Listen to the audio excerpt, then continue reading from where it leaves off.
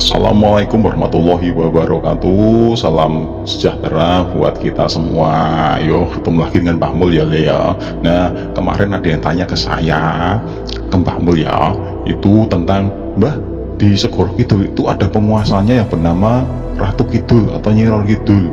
Terus kok ya yang di Toban Ratu yang selatan apa? Yang ujung selatan daerah Bantu itu kok juga ada. Kok terus yang di pojok itu sampai pesisir Bali kok juga ada. Loh, Nyi Roro Kidul itu ono piro to, Mbah? Nah, ini Le, ini saya tidak menggurui ya Le ya, karena ini urusannya dengan kepercayaan dan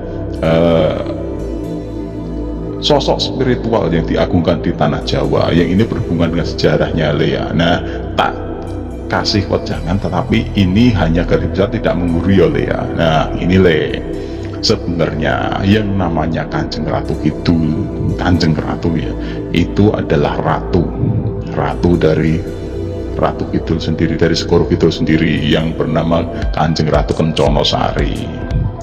Itu beda lagi, mungkin orang berpersepsi berbeda ya Le ya, tapi setahu Mbah itu seperti itu.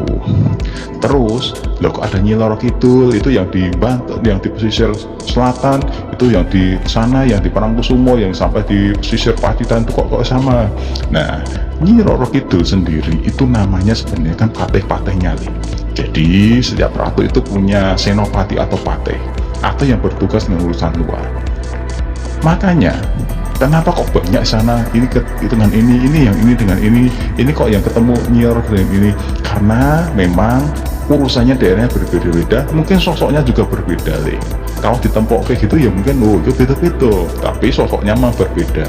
Makanya kalau ada yang bisa berkomunikasi dengan beliau, ada yang menyebutnya dengan Kanjeng Ibu, itu mungkin beda lagi, karena pada dasarnya beberapa orang yang bisa berkomunikasi dan berinteraksi dengan beliau itu ada orang-orang terpilih.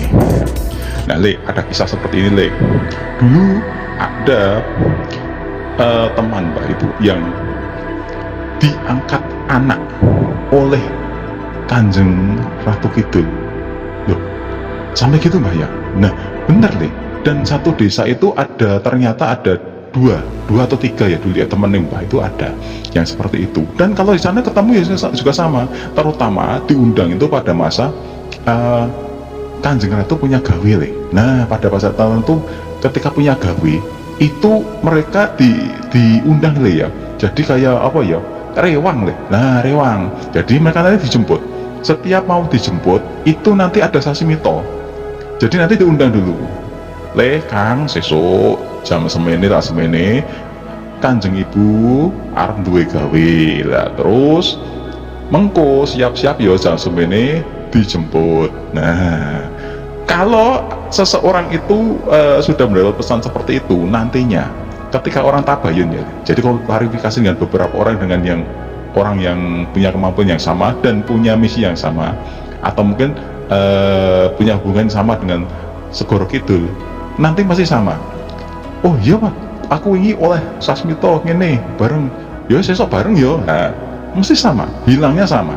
Nah terus tak kocak lagi ya, setelah mendapatkan hal seperti itu ya, bisa seperti itu, nah nanti jam sekian sampai jam malam jam sekian nanti dijemput itu sama Le, hilang. Keluarga itu nyari ya gak bakal ada.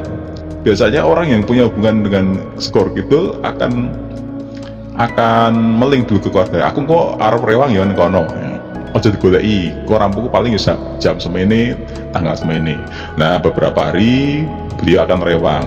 Beberapa orang yang juga punya kepentingan akan dijemput di sana. Nanti kalau ketemu di sana jawabannya sama, wah aku nang kono pasang terop Kang, aku nang kono mecahi kambil klopo akeh Mas Kang, aku nang kono nyepak kembang dan sebagainya Kang. Nah mesti podo, jawabannya podo, dan beberapa orang ketemu di sana. Nah kaya ngono Le. Nah kuiku. Nah Le, sebagai seorang penguasa, Kanjeng Ratu Kidul itu sendiri punya kekuasaan meliputi wilayah pantai selatan, laut selatan Jawa ya Le ya. Nah karena luasnya itu beliau dibantu oleh punggawa yang bernama Kanjeng Ratu Nyiro Kidul. Nah, sosoknya itu nggak cuma satu, yang saya ketahui cuma itu ya Leo. Jadi saya nggak Mbah itu ya nggak akan menceritakan banyak tentang sosok yang lain gitu. Takutnya kalau ada yang beda pendapat dan nanti malah Mbah jadi diprotes banyak orang gitu Le. Terus kalau seumpama ada yang melakukan ritual terus ketemunya dengan yang ini, itu bener nggak Mbak?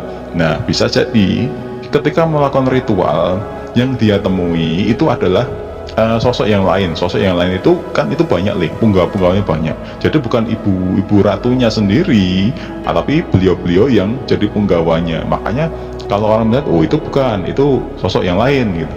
Ya wis, rapopo. Ya kepercayaan dia seperti itu. Yang penting hajatnya kita nggak memohon, tidak mendewakan, menuhankan, tetapi sebagai kawula Gusti ya Lia. Podo-podo manembah yang mana Gusti, tapi tidak mendewakan, tidak nyambat ya Lia. Sing penting kita tetap mawas diri saja. Nah Le, kenapa sosok Kanjeng Ratu Kidul, Ratu Pantai Selatan itu didewakan banget Le? Nah, itu ada sejarahnya Le. Zaman dahulu itu kan banyak versinya Le ya. Zaman dahulu ketika ada yang bicara itu adalah putri dari raja sana, itu adalah istri dari wali sana, ada yang bilang itu ada midodari. Nah, ya monggo. Nah, tapi setahu Mbah lo ya, setahu Mbah itu berdasarkan cerita, ini berdasarkan cerita dari mbah-mbahnya saya, Mbah dulu ya, itu ini versi satu ya. Nah, Kanjeng Ratu Kenconosari itu adalah Dewi Nawangwulan yang ketika dulu tidak diterima kembali ke kahyangan.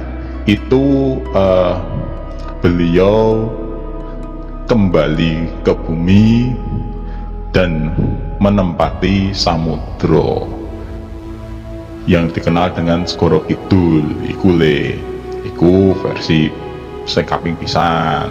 Terus Kanjeng Ratu Kidul itu nantinya akan memiliki hubungan dengan raja-raja di tanah Jawa, dan nantinya akan menjadi, kalau ada yang bilang itu menjadi istri, tetapi ketika menjadi dalam pemerintahan Mataram yang baru, nantinya posisinya sudah berbeda, bukan sebagai istri tapi sebagai ibu.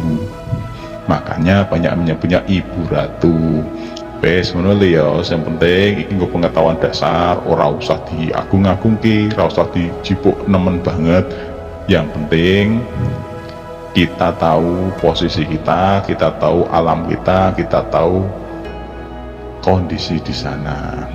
Ya udah, wis ngono wae, sambung somben maneh yen ana kesempatan. Wassalamualaikum warahmatullahi wabarakatuh.